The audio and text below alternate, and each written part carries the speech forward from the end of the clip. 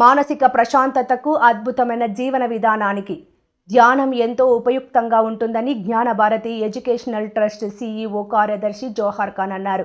ఈ కార్యక్రమంలో పాఠశాల యాజమాన్యంతో సహా ఉపాధ్యాయులు, విద్యార్థులు ధ్యాన ముద్రలో ధ్యానం చేశారు. ఈ సందర్భంగా పాఠశాల సీఈఓ కార్యదర్శి జోహర్ ఖాన్ మాట్లాడుతూ జీవితాన్ని ఉన్నత ప్రమాణాలతో జీవించడానికి కావలసిన శక్తిని ధ్యానం అందిస్తుందన్నారు.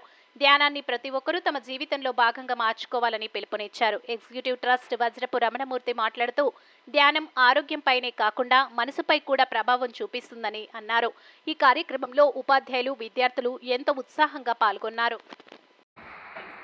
ఈరోజు అంతర్జాతీయ ధ్యాన దినోత్సవం సందర్భంగా జ్ఞానభారతి ఇంగ్లీష్ మీడియం స్కూల్లో పిల్లలందరితో కూడా ధ్యానం గురించి ప్రస్తావిస్తూ, ధ్యానం వలన మన యొక్క మస్తిష్కం, మన బ్రెయిన్ని బ్రషప్ చేస్తూ పిల్లల్ని కొత్త ఆలోచనల్ని రేకెత్తించడానికి ప్రశాంతత అవసరం ఉంది.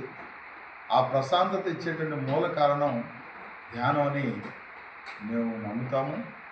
ఈ ధ్యానం వలన ఖచ్చితంగా పిల్లలు చదువులో కానీ, వాళ్ళ ఆలోచనలో కానీ, వాళ్ళు చేసే పనిలో కానీ, వాళ్ళ తాలూకా వ్యక్తిత్వంలో కానీ ఈ ధ్యానం వల్ల ఒక పరివర్తన వస్తుందని ఆశిస్తూ ఈ ధ్యాన దినోత్సవం అందరం కూడా ఉత్సాహంగా, ఉల్లాసంగా, అట్లానే ప్రతి సంవత్సరం కూడా పిల్లలతో చేయించడం వల్ల ఒక తరానికి ఒక మంచి ఈ తరానికి ఒక మంచి మార్గనిర్దేశం ఇవ్వగలమని ఆశిస్తూ అందరికీ ధన్యవాదాలు.